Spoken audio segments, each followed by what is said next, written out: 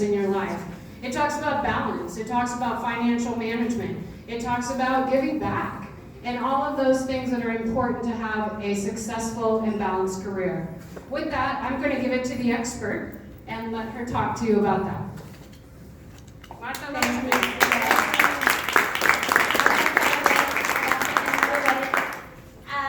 So yes, I want to really, we're on a bit of a time. So in 2001, I started officially originating loans in Longmont.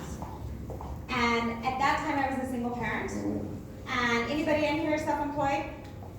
Feel a little risky? Feel a little not glamorous? There's serious risks, right, when being self-employed. But in 2001, I started originating home loans, and I was introduced to the National Association of Hispanic Real Estate Professionals right before that. And I got very excited with a banking background and 2 years of mortgage under my belt at that time about the possibility of moving our community into a higher Hispanic homeownership rate. In 2001, our Hispanic homeownership rate in the United States was 47.3%. At that point, I was so excited by understanding what homeownership could do for families, what it had done for my own family. And I wanted that opportunity for more people. And so I got really inspired by NAHREP as an organization and what Nuria was just talking about. And in 2001, I started feeling like, you know what, I think this is possible. I think we can, because our goal with NAHREP historically has been to move our community over that 50% mark. In 2018, where do you think that percent of Hispanic homeownership rate in this country is, or was last year? 30%? Other guesses? In 2001, we were at 47.3. This is the interactive part. 50%, 60%. In 2018, we were at 47.1%. And I share that data with you because for me, when this initiative of the Hispanic Wealth Project began, that was enough to tip me. We talked about the tipping point. That was enough for me to say, I'm going to back off my business because I'm so committed to moving our community over that 50% of Hispanic home ownership rate and also these next pieces of the Hispanic Wealth Project. That's what I want to share with you today. My name is Marta Loachamin. I am a realtor with Steps EXP in Longmont. I have been in this business for the last 20 years to move our community forward, to give access to financial capital, to help understand credit. And I have gone to the Capitol as part of NAHREP executive leadership from Denver to lobby against border wall funding and to push for credit access and to demand that, because I believe, like I think a lot of you in this room, that anybody who lives in this country that can qualify for a mortgage has the right to home ownership in the United States. I share this picture behind me because this was about, for me, the connection with NAHREP 10 about my family at the same time and my commitment to push us forward. The NAHREP 10 cards should be being passed this way, so if you weren't sure what to do with them, just keep passing them. I'm going to give you a quick background of Hispanic Wealth Project because it is a separate foundation, it's a separate initiative outside of just NAHREP as an association.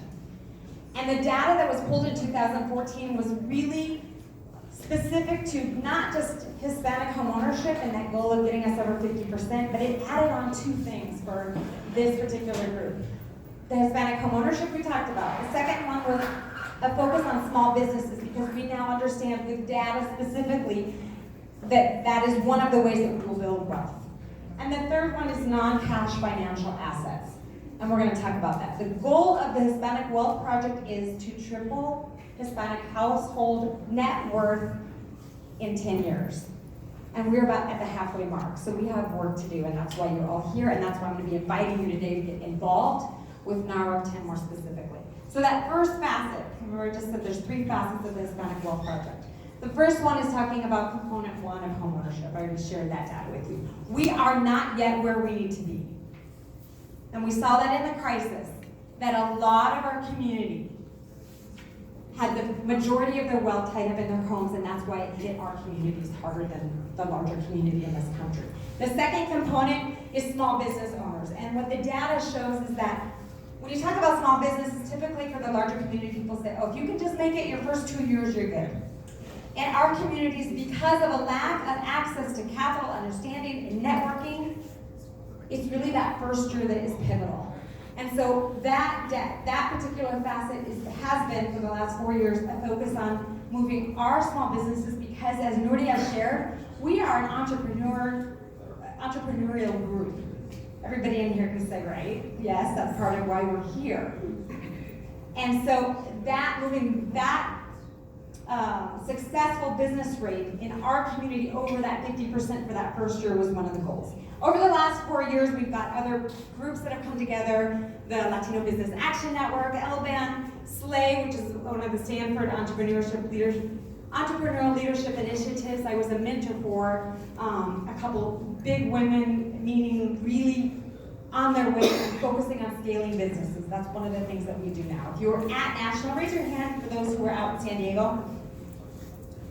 We're all quiet. Yes, we had a good time in San Diego. And one of those pieces was what's called Matchup, similar to a pitch fest. And some of our Stanford grads were there on the stages pitching their ideas and getting venture capital. The third component of the Hispanic Wealth Project, again, to give you a background about what this NAHREP 10 is about, is talking about non-cash assets and how we move our community from cash into other types of investment. And Neil Christensen is here today, and he's going to go into that piece of this more specifically. So NAHREP 10, everybody has their card? Let me see it. Perfect. All right, because we're going to work with that right now. I do not have time today to go through all of the 10 disciplines, but I'm going to give you 1 minute right now, individually, so this is not like teamwork. Individually, I want you to just scan through it. Even if you already saw it and you already read it, I want you to scan through it right now, and I want you to, with a pen or in your mind, circle one of those that feels compelling to you right now.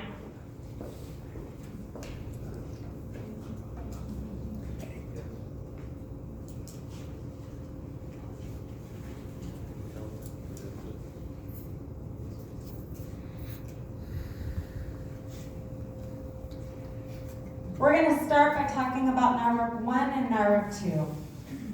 NAHREP 1 says, have a mature understanding of wealth and prosperity, because the one with the most toys usually loses.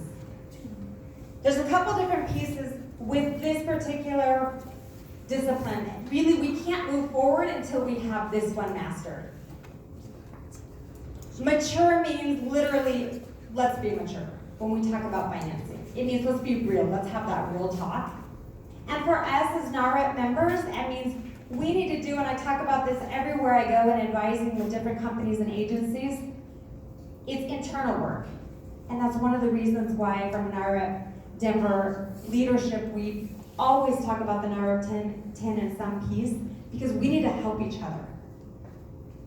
We need to be talking as members about what the disciplines mean and a mature understanding. So anybody in here have a spending habit that they might not want to share out loud?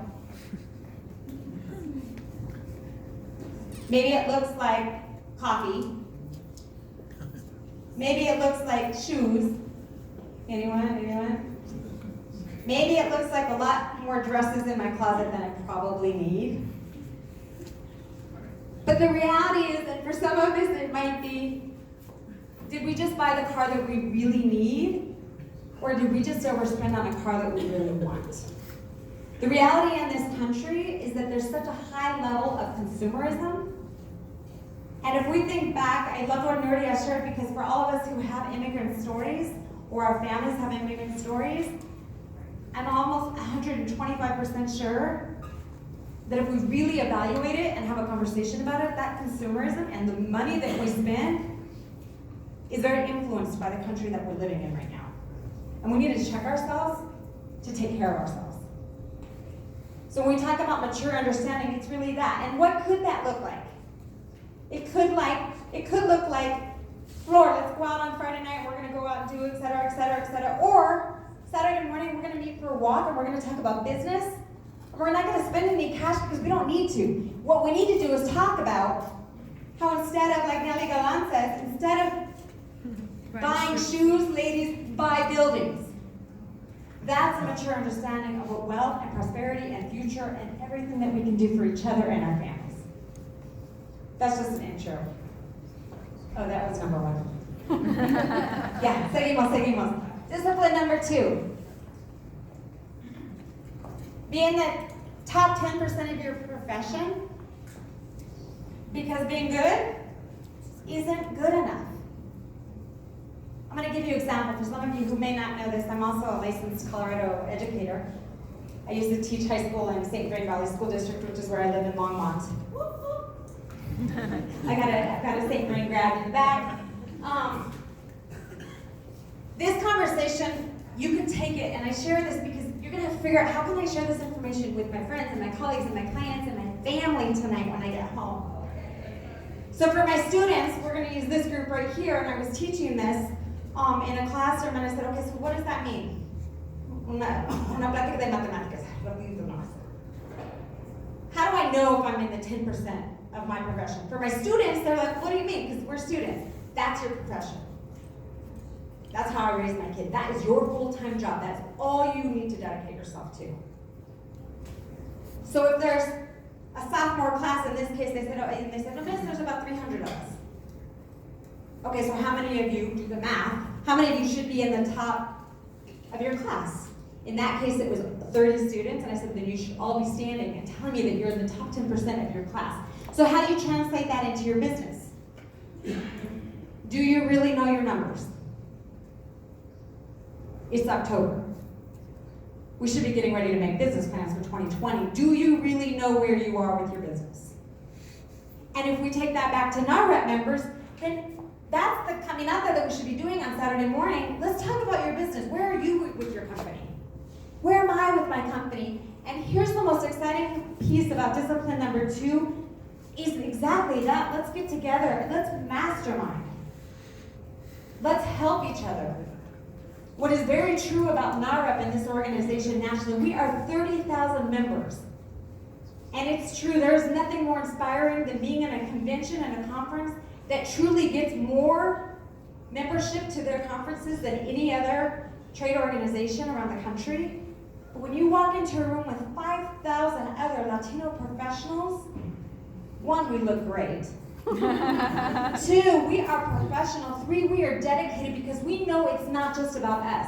This is not about transactions. This is about changing our families' lives. It's changing our communities.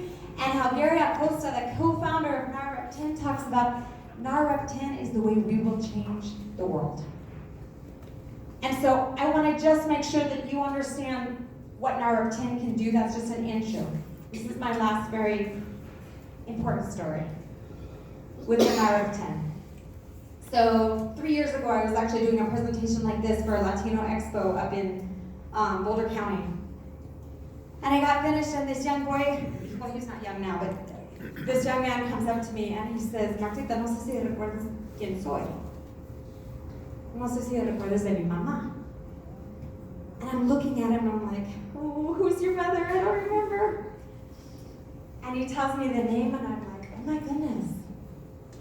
I helped this woman buy her home 18 years ago. And this guy was like this. Aww. But there he was in a place learning about the NAHREP 10, learning about understanding finances, learning about how to build his community. And he said, I just want you to know that my mother still talks about you.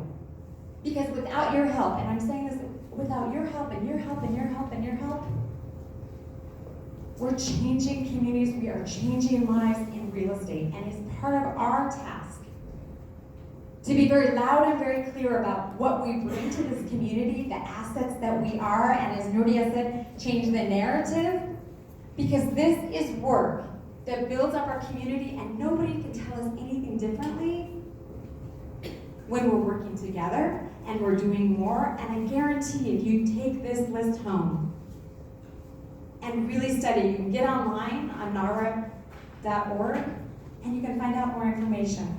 The last invitation I would be for anybody who wants to go through a training. There is a certification process that you can go through and do classes to be able to teach and to share out.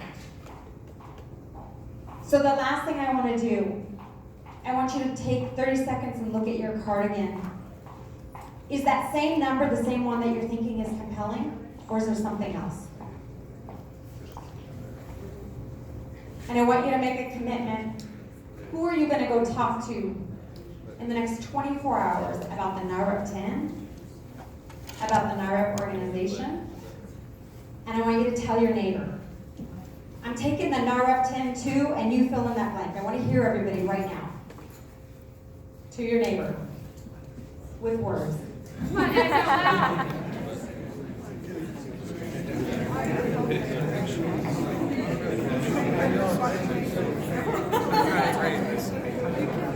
Some of you are taking it way too far. I want you to take that challenge.